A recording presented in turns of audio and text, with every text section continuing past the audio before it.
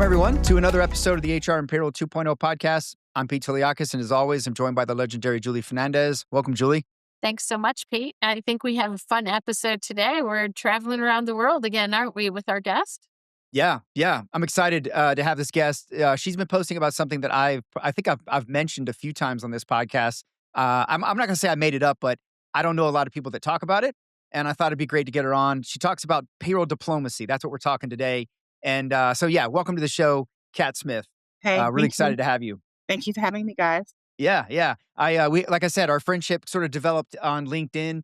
I love some of your posts. I love all of your posts, to be honest. But I really think some of them have some really good points of view, and I wanted to have you share that today. So Julie, you want to do the honors? Yeah, sure. Well, I don't know if you want to tell folks a little bit, like where you're from, who you're at. I think if they haven't figured out the accent yet already. No, Aussie with the accent. But I live in Melbourne, so the southern part of Australia.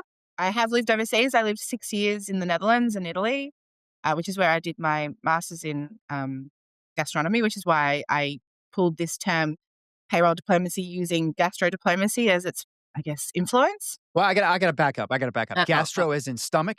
Gastronomy meaning everything to do with food except the cooking part. Okay, food. All right, I love it. The eating part, right? What's thought you were left gonna say- besides the cooking part? I thought you were going to say you part. were studying stomach aches, and I was like, yeah, well, payroll can be a real pain in the stomach or the Yes. ass if you depends on how it works. But yeah. Yeah. I was going to say, what a roundabout way to make it here, Yeah, right. Well, Yeah. well, this feels like this whole gastro link might be part of the story, Kat, but how did you get into this HR and payroll space, and why did you stay? So I'm one of those people that fell into payroll, which is very common because it still doesn't really have a university pathway or a pathway that someone goes, when I grow up, I want to be a payroll manager. I was working at Woolworths, which is a grocery supermarket in Australia, and I had a work cover injury. And so they needed to find me, alternate duties. And that meant working in the cash office being where the safe was and where the tills would go at the end of the day, etc. And it also housed the payroll person or the office clerk. And my boss, who had been training me up in the cash office, needed to go on a holiday. So she needed to train me how to do payroll so that she could go off. When she came back, she got promoted to a bigger store, and I became Melbourne's youngest office clerk at Woolworths. And I just had an affinity for it, despite the fact that I hated school and I hated maths and I hated English and I hated legal. I really, really enjoyed it. And my dad at the time was a HR personnel manager. And when I had my 10 years at Woolies and I'm like, I need to go and broaden my horizons, he's like, well, you've really loved the payroll side of your job. Why don't you turn that into a career? And at the time, there was a massive shortage of qualified payroll people. No one's qualified back then, but qualified payroll people. And so off I went. But I needed to find someone back then who was prepared to teach me the gaps, because Woolworths is obviously very centralized. So the stores do all of the localized timesheets and leave and stuff, and then send that off. And then they would do your payroll taxes and your pensions, we call it superannuation, and then process it to the bank. So, I had this gap. I did all of the inputs, but never any of the outputs. So I kind of needed to start from scratch and have someone who was prepared to teach me all of that. And here we are, 20-something years later, still here. I love it. It's a more familiar story than you might think, right? Like you said, nobody starts out going, boy, that's what I'd really love to do. But once it gets its hooks in you, you're just smitten and destined to be a part of it. Yeah. So what is your role like today, Kat? Are you leading a payroll at this point, or consulting? Yeah, well, leading-ish, because it's a global business. My job title isn't lead because I'm a small part of the bigger puzzle. But basically, I function as the Australian payroll manager. The company that I currently work for is we kind of call it a startup mode, because it's the international part of the business is new. So we were a new company externally in Australia. The payroll started off, back in 2019 when it started, there were 4 monthly people.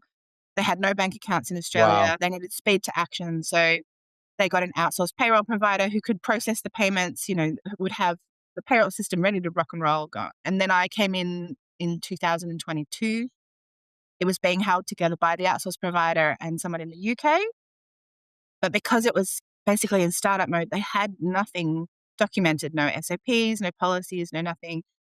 So the HR manager and myself basically went about setting up all the groundwork, documenting everything, creating governance, compliance, Wow. controls, You're really starting from processes. nothing. Yeah, Yeah. pioneer in Yeah. that, Yeah. in that It's firm for That's sure. definitely exciting, been though. one of You the get to most make it. legacy-rich roles, and having to translate the complexities of Australian payroll to a UK audience was also an eye-opener. You just assume that some people have a semi-understanding of payroll, but you soon realize that really some people just don't.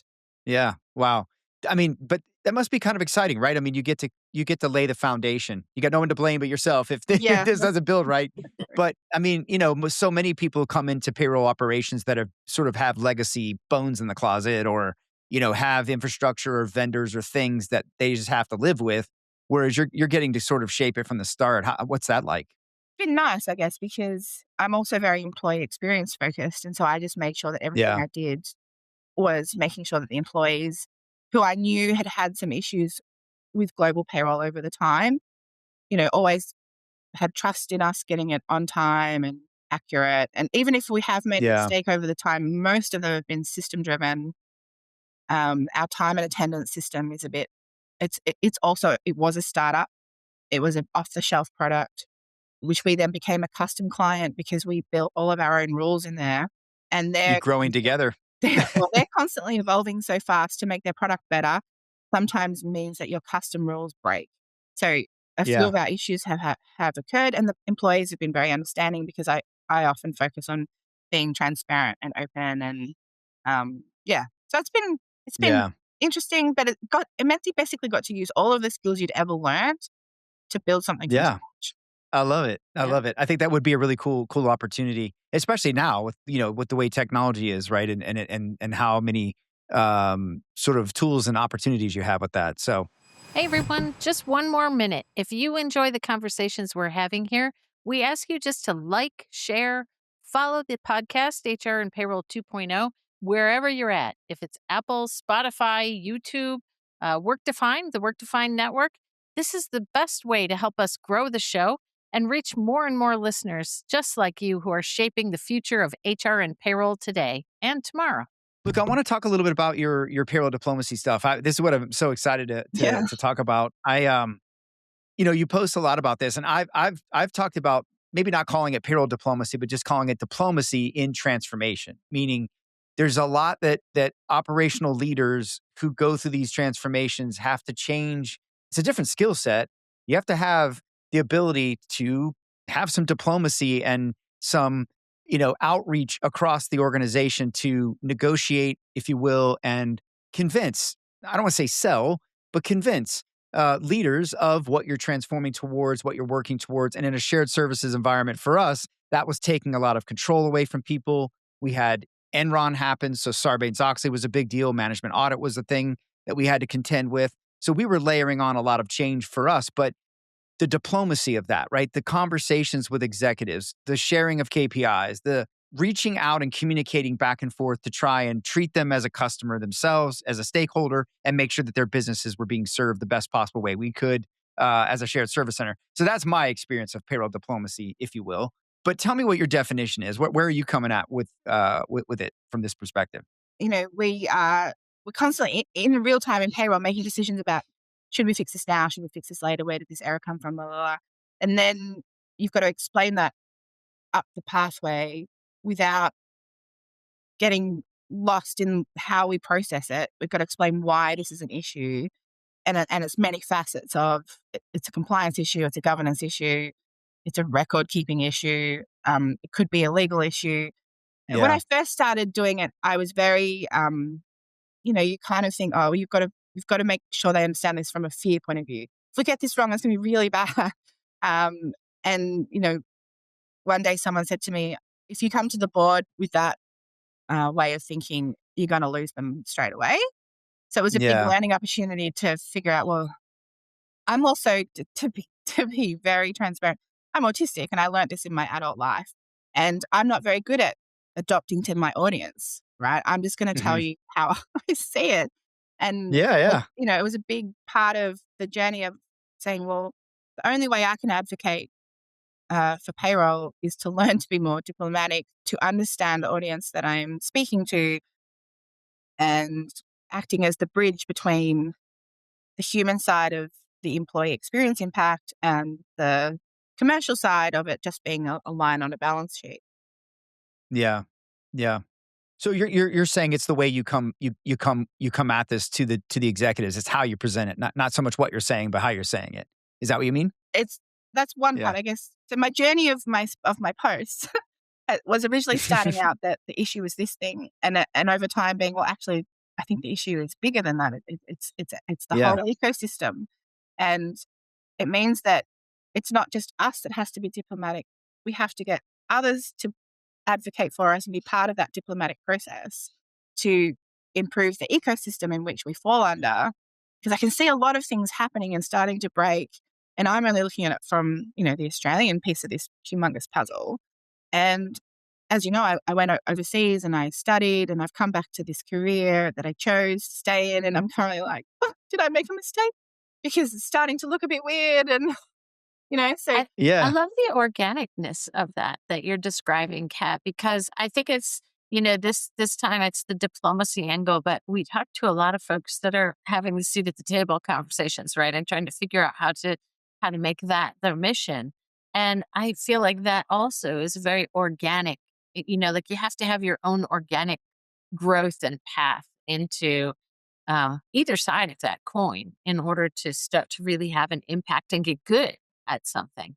Yeah. And just describing your own journey is cool. I was thinking about that seat at the table thing yesterday, and the size of the company, I think, is going to end up being the end player in that. Big enterprise level businesses will probably get an opportunity to make that change if that change ever arrives.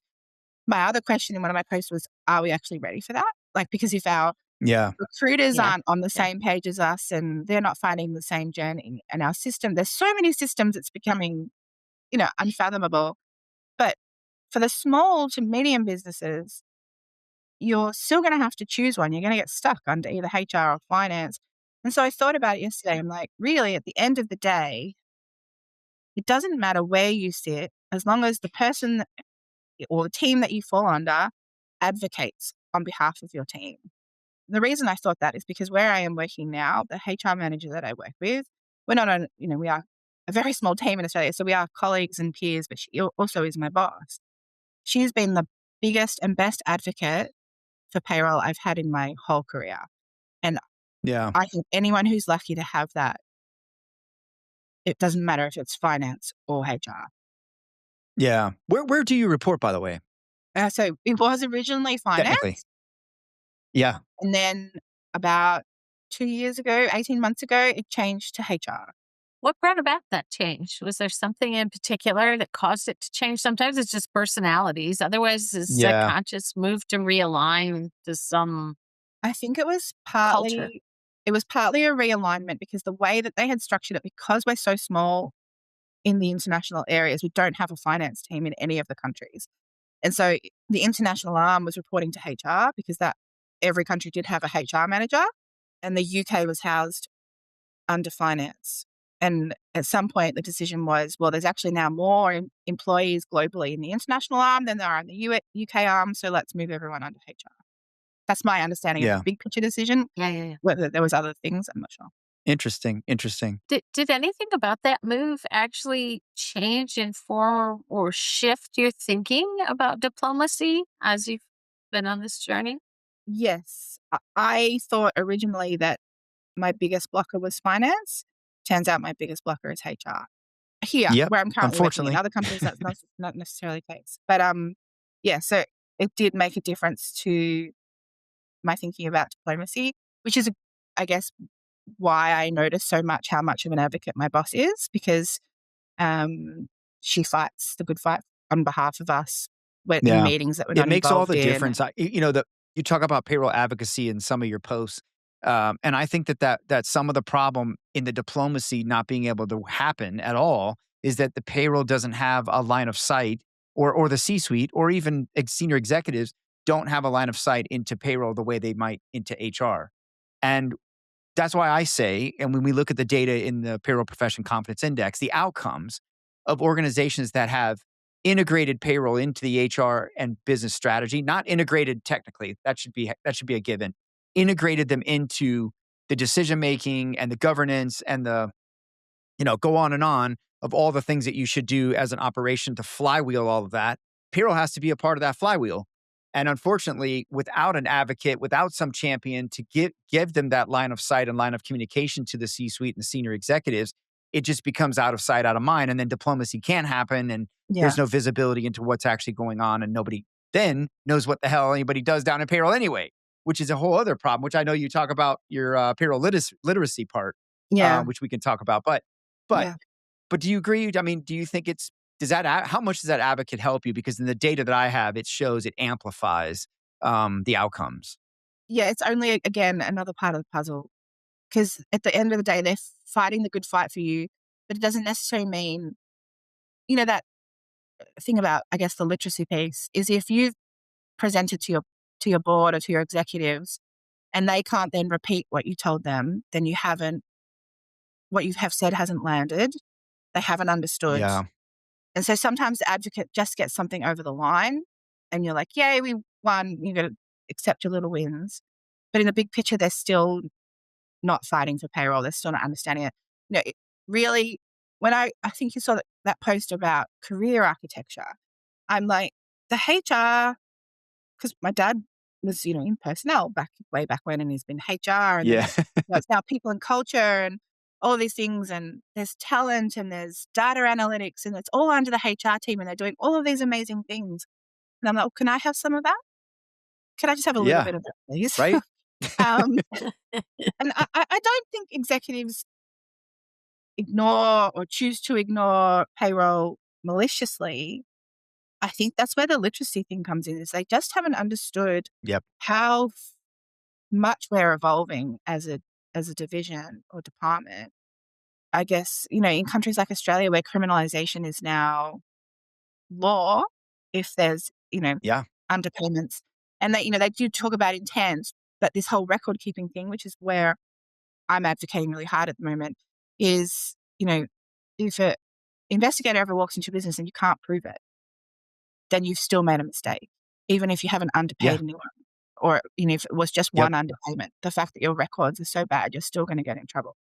So I just don't think they understand now how far, and Australia's moving so fast. I sometimes wonder how any other payroll person stays up to date with everything. Your legal teams get, what's that legal system get? That they can basically log in and get all of the updated legal stuff. Why doesn't payroll have something like that? Right. Yeah. No, I hear you. We've had several experts come on and talk about the Australian market. We had Ross Heron from the APA. We had Kyron Streishan from the I'm going to call it the Australian Workforce Council. They've now changed. I apologize. And we just had Lynette, right, talk about Asia Pac compliance over there and how Australia is getting intense. And you're right. I've even had conversations over the last, I'd say, 3 years with leaders in Australia who are doubting whether or not they want to continue on in this profession because of the severity of what can happen if you are processing a payroll incorrectly and it's knowingly. But what if you have a bad table in your calculation that you think is fine, but your system's just outdated and something goes wrong and somebody gets paid wrong? Is that knowing? I don't know. And so it's a lot. And I don't think businesses understand this risk and this danger that they're in. Yeah. Well, there's a fiduciary. I mean, it's like what you've seen the benefits world with the fiduciary responsibility, and maybe not unlike maybe some constructs will have to evolve to kind of protect payroll workers from unknowingly, falling into those zones or those categories so that it doesn't discourage the profession in some way. We actually chatted, and I honestly don't remember where the conversation went. But again, my boss advocated for me to get some kind of insurance because the directors... Yeah, like an insurance. Yeah, like a board insurance. Yeah. Yeah. CPAs have what do they have them? The errors and omissions, I think? Yeah. Or is that and lawyers? Board. Folks that lawyers have malpractice. So here in America, board. we have something similar. I could totally see that, right? Which is crazy. But then we're going to say, again, and thankfully to Kyron and the team over there that are fighting to make payroll a profession and have it credentialed properly and elevated to the C-suite, the importance, right? I don't think I don't think companies understand the risks that are abounding them and bombarding their companies that payroll is shielding it from and orbiting the business, and the value that you guys bring is immense in that way, just in that way alone, right? The risk avoidance, the risk management of this. So can I ask you, Kat, I just curious, like, what is your opinion of how do we improve payroll literacy? I call it the iceberg, right? The executives only see above the waterline, and it's a pretty Yeah.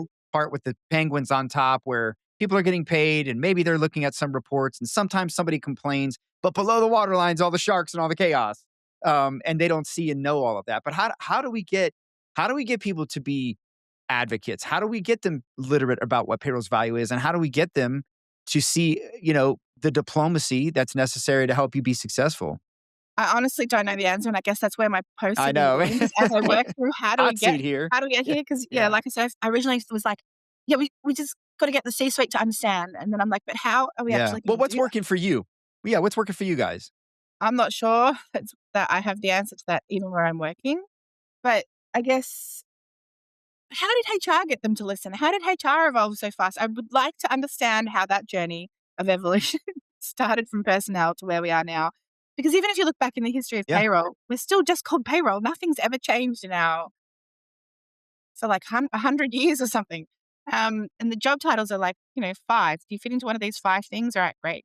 Um, Yeah. I guess we need like a shared language, some way to bridge operational reality with executive strategy. And again, with that ecosystem wide stuff, we need accurate job roles. We need to define the risk in a way that our executives are going to understand it. We need to get recruiters speaking that same language direct, because they often have a one-on-one with an executive or someone close enough to an executive to influence that space, right? Hmm. So I think they Yeah. could be payroll's biggest advocates for sure. I have Yeah. I have a little bit of a thought there too. Like, so there's a DNA, not to completely stereotype, right? But there's a DNA of a payroll, a good strong payroll character, and part of it is the detail orientation, right? And if you're just conducting discovery and trying to understand what's going on in operations, and you have that conversation with an HR person, and then you have that conversation with a payroll person, your conversations are drastically different, right? The Yep. payroll person is just going to go eternally deep into all of the nuances and complexities. It's the way the mind unravels and makes sure that you're accounting for things. That's a level of engagement that's difficult to have senior leaders and others follow, and so I think there's an art to just figuring out, as you learn your own diplomacy, how do I not get so far in the weeds and boil this up and make a story that they can Yeah. follow and understand and can engage with without worrying about the fact that they really don't understand the minutia that makes it so nuanced or so complex. Yeah. I don't know. If you think about us falling into payroll, like the history of where we are at now, we were originally hired as back end people. We didn't talk to anyone. We didn't have to explain it to anyone. We just got it done and they trusted us to do it. But it meant that this Yeah. whole It was skill set bookkeeping. of stakeholder engagement, influencing up, they're not things we learned. And they're things I'm honestly still learning. And I'm 45. It's how do we get our payroll officers, our junior payroll people, where in their career are they learning this stuff? Because you're skilled enough to suddenly become the payroll manager. Lucky if you have some human skills to deal with your staff. But then how do you do everything else? Where did you learn it? So I think that's one thing. And I don't know if you guys have spoken to Nilly from the Global Payroll Association. In Australia, she's also doing a lot of stuff around getting like VCE, which is our last 2 years of school, Yeah. coming to presentations about payroll. Have you ever considered payroll as a career, and talking to That's kids great. about it? Yeah. I think they have some program with the New South Wales government to kind of help people get a foot through the door. And I think there's a certificate 3. So if you ever have a chance to speak to Nilly, Yeah. because that's your egg, educating your eggs to become human payroll people. maybe just to kind of piggyback off of that, I would agree. That's we do need that. We need a younger generation to be involved in payroll, but we also need to start teaching. What we need to curate are business leaders who work in payroll, and they are business leaders. They're just not necessarily entirely skilled around how to demonstrate that, and they're not necessarily being given the opportunity in a lot of cases. And I think there's a lot of people who don't believe that. And I think you've got to decide that now. And there's plenty of education out there. I mean, hey, Payroll Like a Boss is out now. Go get a copy of that. Our good friends John B. and Tammy Gillenwater, have that book out. Max has a great book. There's so many great pieces of content that are out now. Programs that are coming up, I've been seeing pop up. I know Max has a program where he's teaching global payroll leaders.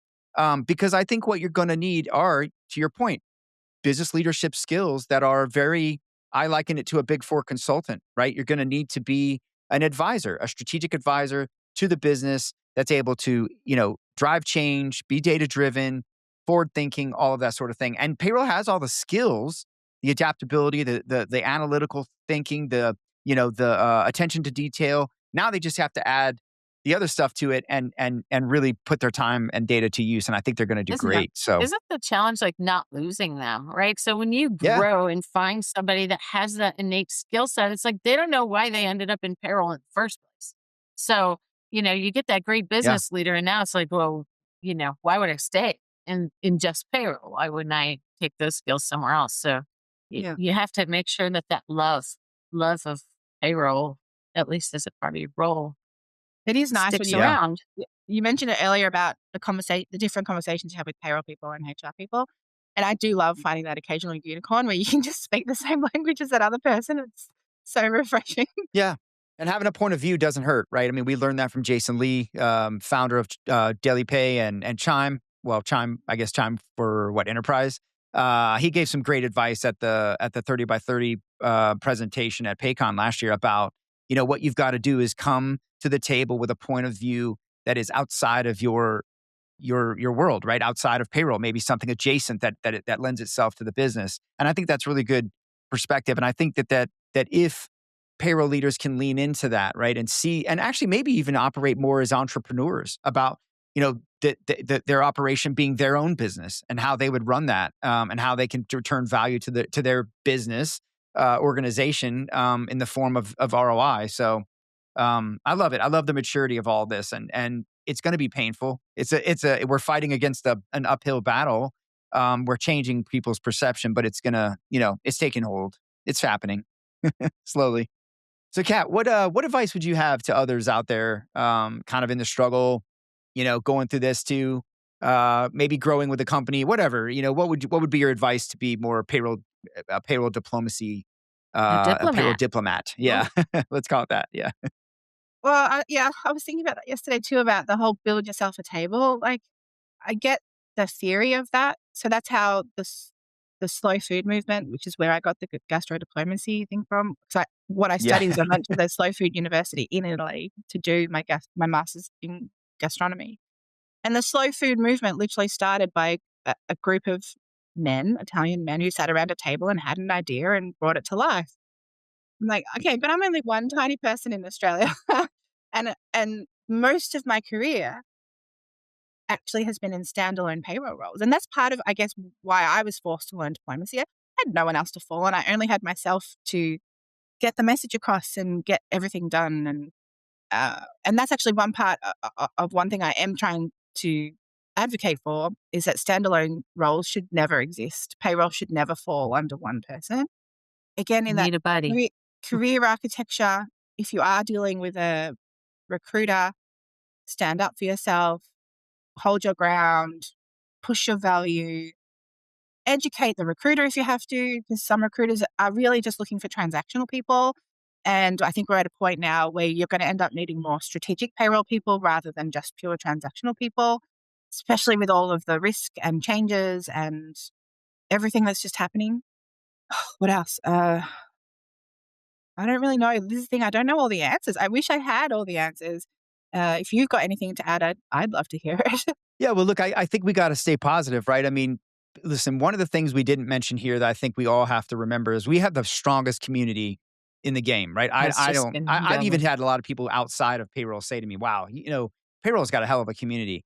And I think that's where the answers are, is in your community, right? Is in I joke about books that are out there, Payroll Like a Boss, other books, but that's part of the community, right? I mean, Tammy is in the community. Tammy Gillenwater, the author, would love to have you reach out and talk to her. Max, anybody in that community, all of the folks that I think you see visible online, like yourself, I'm sure would be open to welcoming people to reach out and exchange. So I think that's where the answers are. And if we stick together and we continue to take these rich skills that we have and lean into the technology that's finally here and the attention that's starting to gain, I think there's a lot of opportunity, a lot of uphill battle. And I don't want to see people exit, because they think it's hopeless, because it's not. It's Well, not. look, and how unusual or uncomfortable, I guess that is, especially if you've got folks that, love to be that behind the scenes kind of person, right? And then, if you're many start in smaller organizations where it's you described your Yeah. own role as a lot of times being a single contributor in that role. So that means that to reach out to community, you have to like reach out to something that is not sitting by you. It's not with Yeah. you. You have to do a lot of small talk, and that's not what payroll people are known for. Is like, let me Yeah. just strike up a conversation with some random person who also posts stuff on payroll online. But Yeah. honestly, if you push yourself to do that, I think we're hearing more and more folks say it's very rewarding, and the response and the welcome is unusually warm and receptive, and that it's something that universally, I think a lot of payroll practitioners and leaders have been craving to have that conversation with somebody who understands, Yeah. from the same lens as you. And we're Yeah, hearing yeah, that more and more this year than ever before. yeah. Yeah. Absolutely. Absolutely. Kat, this has been really great. I really appreciate it. Where would you like folks to get in touch with you? I know LinkedIn. I'm going to share some of your great posts, but where else? Anywhere else you'd like us to point folks At the to? moment, LinkedIn's probably the only avenue at the moment. Best Yeah. place, yeah. No, all good. All good. You have some great posts. So follow Kat and get on that. And look, thank you so much, Kat, for coming on. Thank you for everyone. Remember, don't forget, best way to support the show is to subscribe. If you're not subscribing, you're probably not seeing the best content right away. You will if you subscribe. Like, share, all of that. We could use it. We could really help you out. It helps us out. So help us, I guess, help us help you. If you you can help us out, we can make more content. So Yeah, and hey, if you want uh, to start that community thing, and looking for somebody to yeah, chit chat, just look at our guest list, right? Like, yeah, anyone who's been on and is having these types of dialogues is usually, they're front and center, the friendliest and the most warm and welcoming folks you can imagine to this whole yeah. concept of a That's a growing great point. community. Yeah, we're a community too, right? I mean, I think there's a lot that we consider ourselves ad-free education. So hopefully this is learning for everyone. We're learning. I know I'm learning as we go, and just trying to help you figure out how to think about these things. So, yeah, look, stick and stay, and we'll be back with more episodes and guests soon.